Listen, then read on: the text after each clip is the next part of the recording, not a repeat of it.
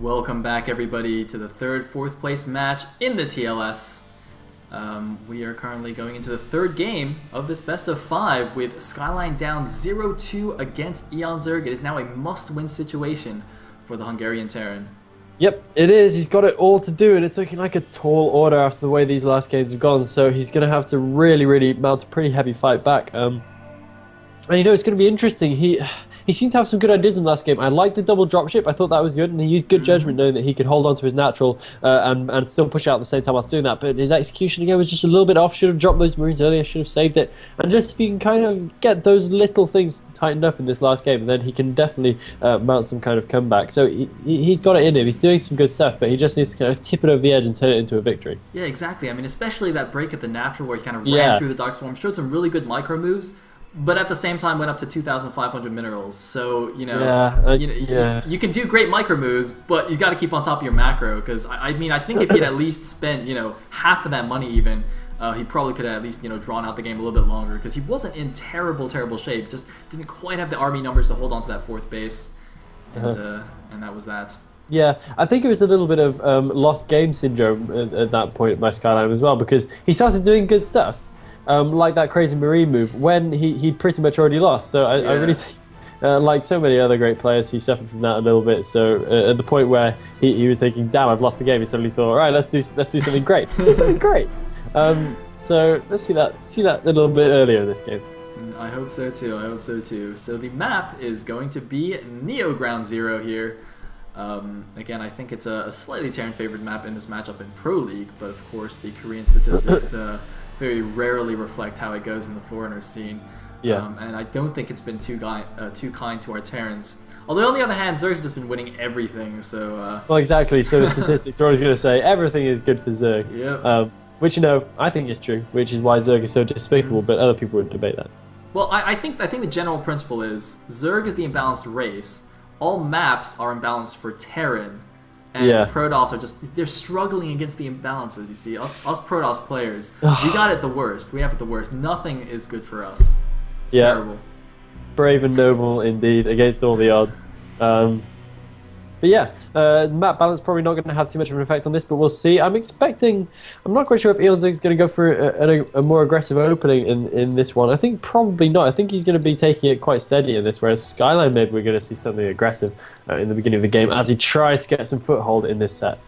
That's an interesting prediction, and I'm eager to find out if that is the case. So are you ready, Elegant? I'm ready. All right, here we go.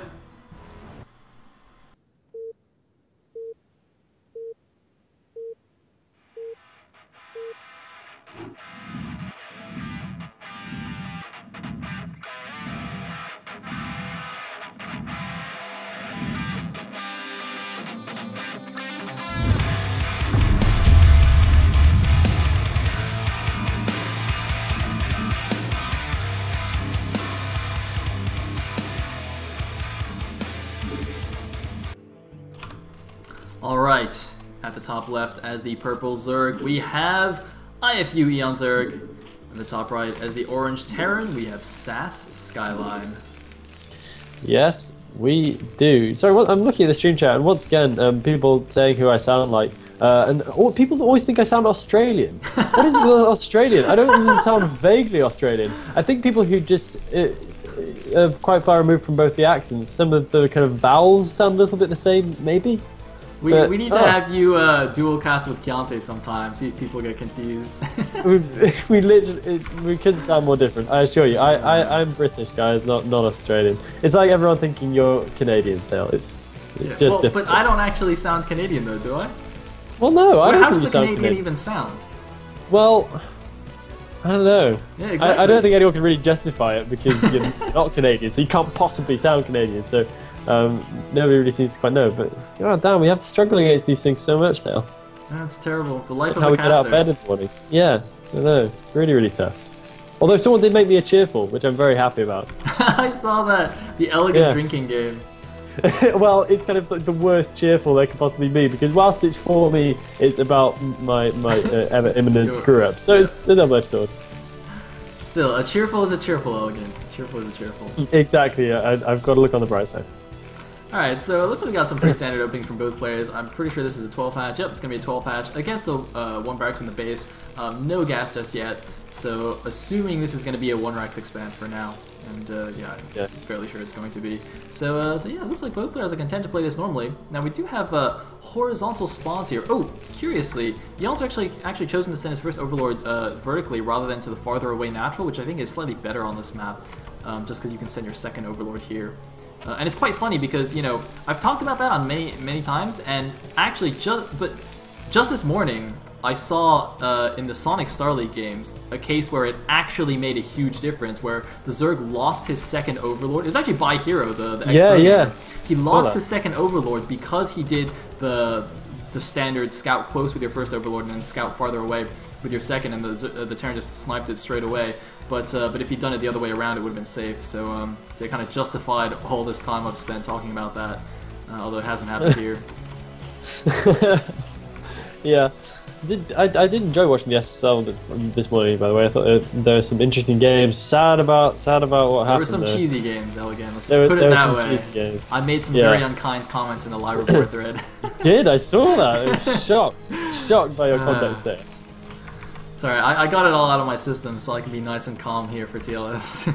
No, that's good. That's definitely the way forward. Definitely the way forward. We have an expansion going down from Mr. Skzlime right now, so gonna be on top of his expansion timing for what seems like the first time so far. I mean, last game he was as well, but for some reason it seemed a little bit weird to me. But yeah, he's gonna be on top of that. He's got the CCA in a nice time. He's got a supply depot coming up in natural as well. Going to start hitting it a little bit. Of course, in no imminent danger from Zerglings. They're popping out at a fairly slow rate. eOnzErG only producing 4 so far and producing no more as of yet. But no, just producing drones now. So getting the lair already though. So once again, we're going to see this very fast kind of 2-hatch mutant start from him, which works so well in game 1. Yeah, I noticed that he got that at the natural, so the SCV can see exactly when it's gone down. I mean, Skzlime definitely assumes that the lair has been built by now, because he sees nothing in the main and the gas is still being mined.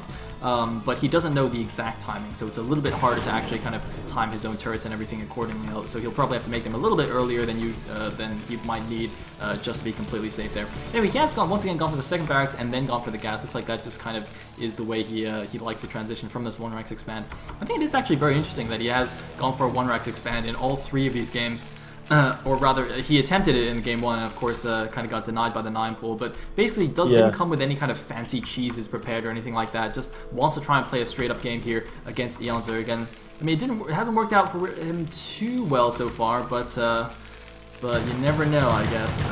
This is the map also, by the way, where eOnzErG kind of did the 2-hatch mutiling all in against Nemu and just took him out, so I hope Scott's prepared for that. Yeah, I hope so as well, because it could of course be a very similar thing. Skzlime, yeah, he could have really, if he was going to play a nice solid standing game and take it, then I would have thought last game would be the opportunity, although he was facing down against a non-conventional build, so I suppose maybe that skewed him off a little bit and would have messed up with his game plan. But kind of one of the advantages of going standard players, usually it's catered to deal with pretty much whatever gets thrown at you, so Skzlime maybe not being quite adaptive enough in his play. And we do see him going for the same thing again, which he seems to like to go for. We have the 2 racks on the way out now. Engineering Bay this time, coming as expected after the academy. Those Lings just after in, trying to grab themselves some SCV kills. I think they managed to get 2 so far, so they're doing an alright job right there. Maybe even 3 actually, so far. No, only 2. But it looks like the Marine's going to move out. The Lings were not paying attention. He's going to lose a couple of them for free here, and probably going to force a couple of stun hits from the Zerg player just before he's going to want to build the mutas. Looks like he might... Okay, no, he's going to build a couple of stun guns, of course, for safety, but they were forced a little bit later, so he did actually have enough money to build all the mutalisks that he wanted this time. And once again, he has gone for the fast third base at the bottom left as well, so it's looking very similar to game 1, except that the opening, of course, was a 12 hatch rather than a 9 pool, so that actually makes the current situation much more different as well, because Skzlime he got his expansion much earlier, so it's mainly going to come down to his anti-muta defense. Both players are kind of in the position they want. It was a very calm opening, and it's going to mainly I guess we're going to see how good the muta micro is. It was already pretty good in game number 1, and Skzlime is again on just 2 barracks here. It makes me very nervous when I see only those 2 barracks pumping, because he's lost so many games already where he just doesn't have actually enough Marines to just hold off the mutas. Yeah, and yeah, I would have thought you'd have had a couple more barracks on the way up by now. A little bit unusual to see that. Ooh, eOnzErG messing up with his first bout of Meatless Micro, going in, taking a lot of shots and not really not doing any damage whatsoever. So he's going to have to do a little bit better than that. But he's darting in and out now, just thinking he might find a gap there, but I don't think he will. Those two missile turrets going to be way too damaging to his Meatless. If he does get in too close, those Marines going to be doing some significant damage as well. And I think this is looking pretty safe so far from Skzlime. He's looking good. He's got plenty of missile turrets up. For the time being, he should be absolutely content. Yeah, and crucially, Marine range just finished, so that small window he had where he could, kind of try and pick off Marines without range, that's past now, so he's going to be facing, fully upgraded Marines, and as long as Skzlime has decent control, he should be able to hold this off. Picking off a Muta straight away right there, very, very nice. I mean, the crucial thing in the Marine versus Muta micro here is you want to target specific Mutas. You don't want to just A-move and kind of spread your fire between the Muta clump. You want to try and target, focus down individual Mutas. That's obviously the way to go, while, of course, Zerg trying to run around on the side and clump up his Mutas, so you can't really do that effectively. But yeah, we do have the third barracks about to finish now, the factory as well, and the fourth barracks on the way. So I think so far it's looking okay for Skzlime here. He's not really taking too much damage from these Mutas. Yeah, well, he hasn't really taken any damage, has he? I mean, has he lost any SCVs to speak of? Any Marines? Anything? I think he's lost a couple Marines, but yeah, basically negligible damage. You're absolutely right. Yeah, I mean, a couple of Marines you can always afford to lose a few, excuse me. But I think just as long as he doesn't lose any significant groups of Marines at any one time, then he's going to be all right. I mean, eOnzErG is going to keep trying to chip away, but he really hasn't. Oh my God, the third gas is messed up by the den. Whoa! You misplaced the den. There? You're supposed to place it one hex to the left here. You can't place it to the right, or it bugs out like this. Any building is the same, actually. Oh man, that's bad. Yeah, I mean, he should probably get 4 drones on that. Yep. I think he needs 4 drones on that. That's really a mistake. Strange. Anyway, we still have the Meatless starting around kind of in Skzlime's main. I really don't think they're doing enough, to be honest with you. When you go for kind of 2-action Meatless style, you need to be doing some significant damage. They've done okay. They've limited the Marine numbers a bit, but I think Skzlime's going to have some decent strength coming out in the mid-game. This could be a little bit nasty, getting caught on the edge of that cliff, losing 3 Marines all of a sudden, and he could lose some more as well if he doesn't watch out for himself. Oh, some Meatless going down there, not getting a successful hit off. So it's kind of still going a little bit backwards and forwards. It looks like those Mutas actually aren't. Okay, I thought they weren't one-shotting Marines, so I thought they were like none of them right there, but they are still one-shotting the Marines. Just didn't micro it correctly. But eOnzErG looking good on his timing at least. He does have the. Does he have the lurker aspect already in? Yep, yeah, of course he does. Got 2 lurkers outside the front there. But I mean, the thing is, the Marines already have +1 attack. There's 5 barracks pumping now. As long as Skzlime doesn't do too many bad engagements where he's like up against the edge of the cliff, which is really where you don't want to be. Oh my God, they might be stop lurkers. Oh my God, those are stop lurkers. There's the scan, and whoa, avoiding disaster there. If he was like 2 hexes forward, he could have lost every single Marine. That was so close. I don't know how he thought. I think he scanned to see the Mutas over the cliff. Actually, I don't think he scanned the lurkers. eOnzErG was a bit too eager there. I think he should have, if he just pulled back the Mutas more and let the Marines come towards him, he could have killed so many Marines. And Skzlime is... Oh, his tank is stuck! What the shit? Oh my God. That tank. And he can't lift the factory because he's getting siege mode. He can't lift it. Oh, that's ridiculous. He can't lift the factory.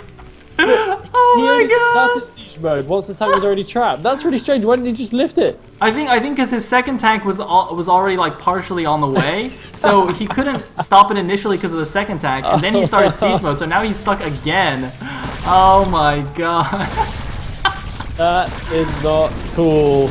I don't know how that kind of thing keeps happening. Skzlime getting a little bit unfortunate with his building placement. The Muta's going to dart in. They really shouldn't be going there. That is a tight cluster of Marines.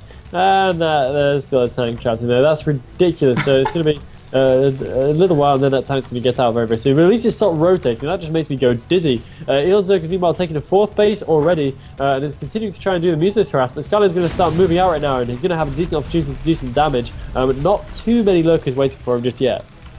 Indeed, but the sea shanks are the crucial kind of line breakers here against the lurker field. And so having that first one trapped kind of really delayed this this move out, because of course even an unsieged tank can outrange a lurker, so you can even just start moving out before siege mode is done. But obviously when your tank is trapped, you cannot do that. It looks like he's going for a break here. It's a little bit risky. The Muta's actually trying to target down the vessel, but in the meantime the lurker's pulling back the Marines. It looks like he will be able to break out, but there's more units coming from the back. These Scourge, can they take out the vessel? It's going to be very crucial if they do, but it looks like they are going to pull back a little bit, but still got plenty of room to maneuver here. I mean, they're basically starting this this tug of war engagement right from the Terran's natural, so eOnzErG gets so much space before he has to start worrying. Normally the Terran's the one who wants to be pushing against the Zerg natural, but this is complete opposite. Yeah. I mean, this time is going to be particularly... Ooh, losing a couple of lurk rates here. He's going to have to cancel those out, and hopefully will do in time. Looking like not actually managing to cancel those in time, so that's getting a little bit expensive for eOnzErG. A little bit unfortunate. He actually lets those pieces pop, and they die as they come out of the eggs. Interesting. But that science vessel is going to be important because he's going to need all the irradiate he can get because we have a greater spire coming in, and so the mutants are going to be morphing into guardians over that natural expansion anytime soon. So he's going to need plenty of irradiate in order to deal with that as Skzlime pushes on over towards the natural expansion, where there are 3 defilers waiting. So that should buy at least buy eOnzErG plenty of time just to hold off. For anyone's wondering about those disappearing lurkers, by the way, that's actually a known bug in Brood War. If you kill an egg right as it finishes hatching, it'll just disappear the unit. It won't actually even die. It's really bizarre. But oh my god, there's a break on the natural. He's going in. He snipes the lurker. The defilers don't have swarm. He's going for the bust. He's breaking the front, Elegant. There's nothing here. I don't even know what's going on. There's a bunch of guardians morphing behind his natural, but there are no units left at his own natural. He's gonna lose a hive, Elegant. He's lost a bunch of drones here. What is going on? There's a lurker egg blocking the ramp. It's only got 25 HP though, so it's not even really blocking. And Skzlime is just gonna run past it. One lurker egg does not block the Marines. It's not thick enough to block the Marines. More reinforcements coming in here. Skzlime, he's going for the kill. He's going for the jugular. Can he take it down? I think he actually can. There are Marines all up in the Zerg's main, and the Zerg just has nothing. eOnzErG has nothing. The Nidus canal goes down. He's got no locus. His creative spire is about to die, and just basically at the other end of things, Skzlime needs to survive, but it shouldn't be too difficult. He should be able to pull back and just defend deep against those guardians. This is really crazy. I don't even know how this happened. Why were there no lurkers back to defend? This was just brutal for eOnzErG. He had no defense whatsoever. It seemed like I don't even know what he was counting on. Oh my god, if he can snipe the Defiler Mount, he can kill before Consume is finished. He's going to try and target down that Defiler, but then he should take down the Defiler Mount. He really should take down the Defiler Mount. He's going to kill some of the drones as well. The Defiler Mount, it's going to go down. It's not going to get consumed on. No consume for the Defilers. Now, eOnzErG does have these Guardians. He's taken out Skzlime's natural. Skzlime is mining from his mineral only at least, but these Guardians are still going to do a lot of damage. It looks like, oh, nice D-Matrix on that Marine. He's going to kill all the Guardians. The Guardians are going down. Sick D-Matrix Marine, and all but one Guardian falls. And the main is gone, all of the tech is gone. eOnzErG is down to just the bottom left 2 bases. All he's got is his Hydra grenade, and he's remaking his lair, but that is it. That is all he has right now. His pool is somehow still alive because the Marines can't see it. They forgot about it, but they're going down to finish off the bottom left 2 bases. Skzlime is looking in fantastic position in this game. Yeah, he has managed to hold on to his natural. Well, he's managed to get his natural back anyway, and so he should be able to defend off these lurkers with no consume, no dark swarm, of course, and no defiler man left to make defilers. Throwing away a few Marines there, but really it's not going to matter. He's going to have enough to go back in and clean up. D-Matrix eOnzErG. So Skzlime is able to take a game, and Sale, you're exactly right. He is able to get back into it, and the comeback is back on the cards. Here we go. Here we go. Reverse 3-2, reverse 3-2. I'm so ready for this, Elegant. We've been waiting for this all tournament. This is the day. This is the day it's happening. This is the day indeed. See, all of you faithful Skzlime followers, you people who liquid-betted him, this TLS staff who staff picked him, this is your time right here. Yep, it's all paying off. You're gonna look cool in about an hour's time when he comes back in. When he's come back into it, you're gonna look really good. Trust me. All right, so we're gonna have a quick break and then come back for game number 4 on Sniper Ridge. Don't go anywhere.